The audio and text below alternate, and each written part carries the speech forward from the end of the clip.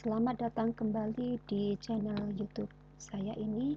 Pada kesempatan kali ini saya akan membahas soal sediaan, terutama sediaan dengan asumsi aliran cost masuk pertama, keluar pertama atau first in first out dengan metode pencatatan fisik.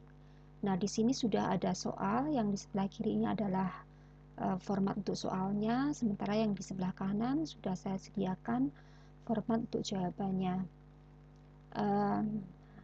Bisa Anda lihat di sini sudah ada data tanggal pembelian untuk masing-masing pembelian, kemudian unit pembelian dan cost per unit pembelian.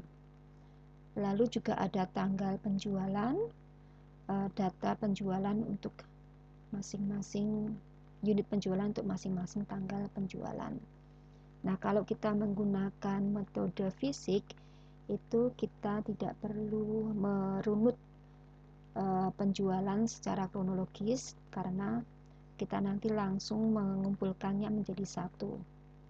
Nah, dari soal ini kita akan menghitung berapa kos barang tersedia dijual, kemudian kos sediaan akhir, dan kos barang terjual dengan menggunakan metode masuk pertama keluar pertama, dan kemudian menghitung laba kotor dengan menggunakan metode masuk pertama keluar pertama. Nah, dari soal ini kita bisa hitung ya, kita hitung dulu berapa unit tersedia dijual. Nah, unit tersedia dijual di sini ada sebanyak 1.200, dan kemudian kita juga akan menghitung berapa total unit yang terjual.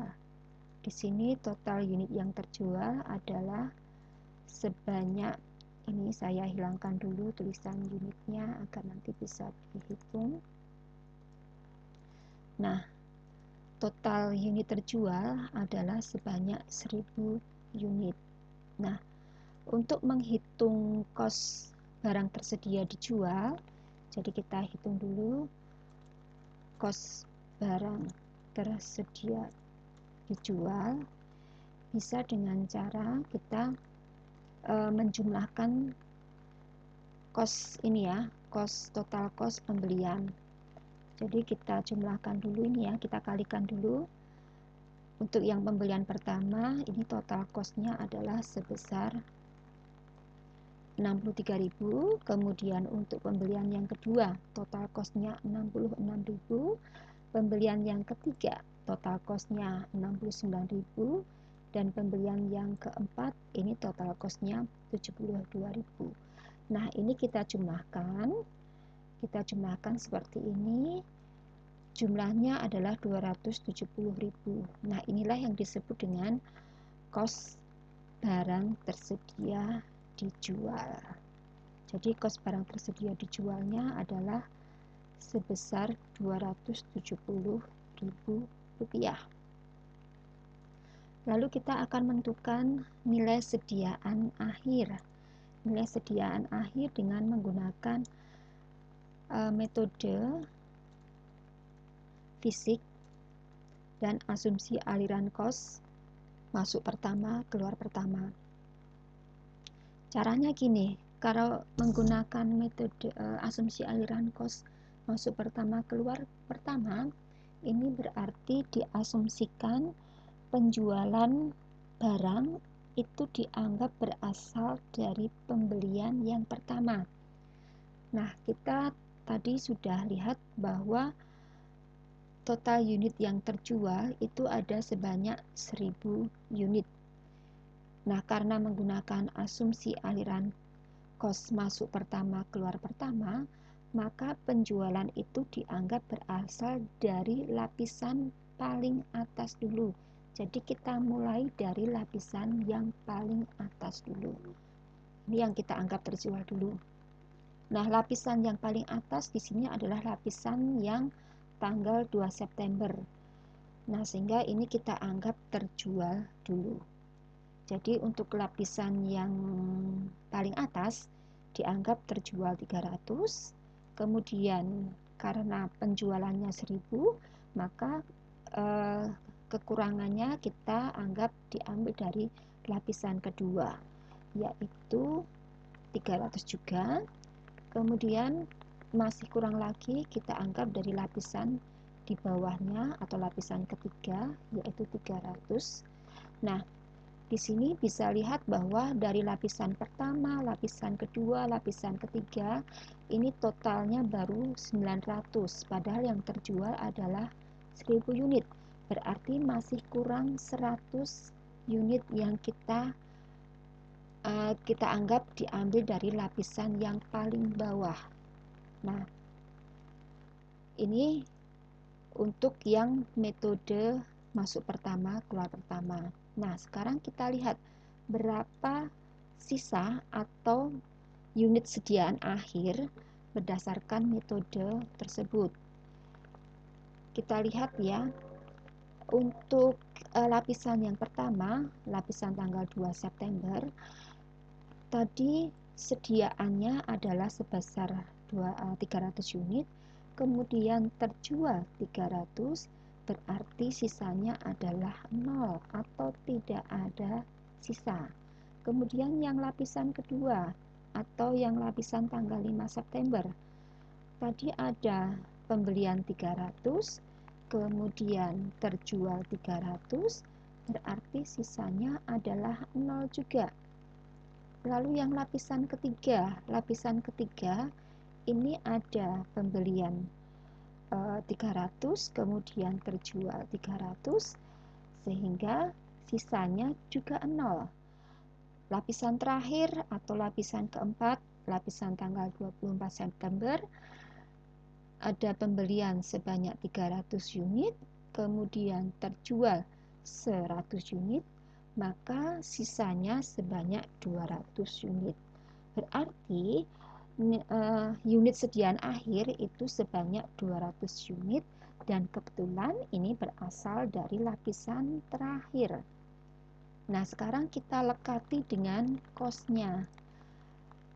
Cost-nya untuk sediaan akhir ini adalah 240 per unit, kita kalikan dengan 200 unit. Nah, ketemu 48.000 rupiah.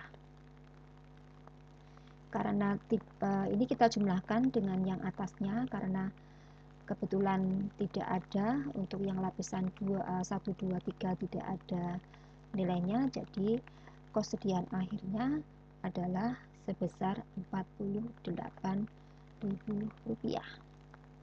Nah, sekarang kita akan menghitung kos barang tersedia, kos barang terjual yang poin 2B. Ini adalah kos barang terjual. Nah, cara menghitungnya gimana?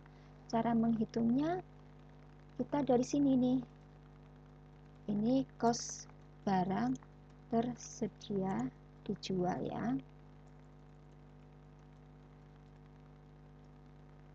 Yang ini tadi adalah kos sediaan akhir.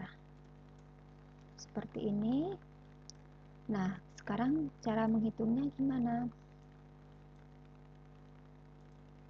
Kita langsung ambil dari data unit terjual.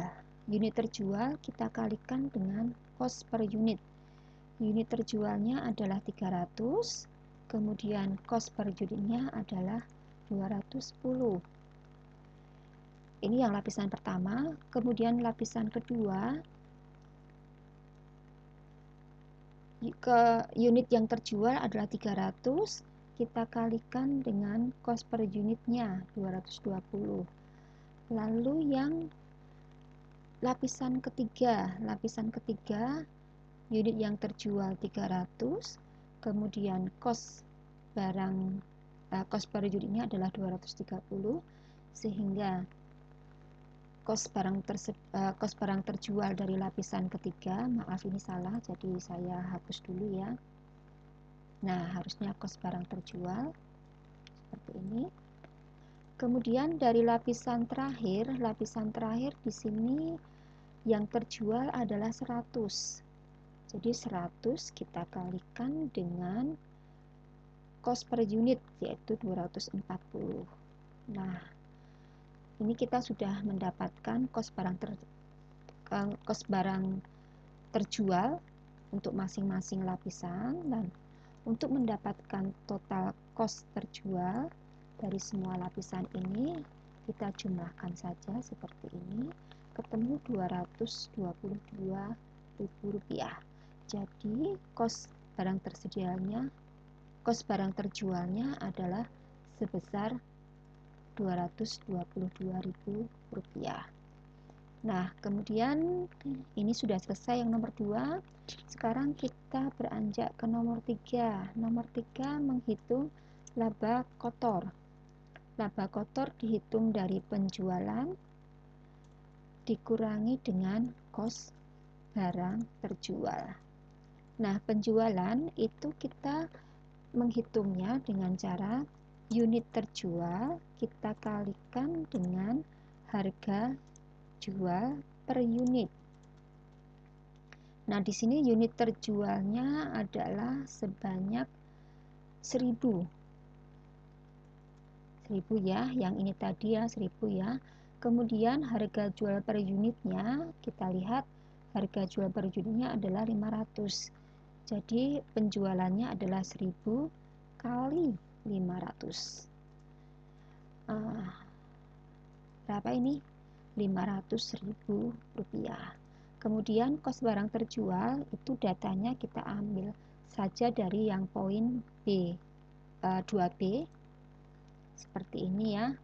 Jadi ini yang dari poin 2B seperti ini. Nah, kemudian untuk menghitung laba kotor tinggal kita kurangkan penjualan dengan kos barang terjual. Kita selisihkan 500.000 dikurangi 225.000 adalah sebesar 275.000. Jadi laba kotornya adalah sebesar Rp275.000.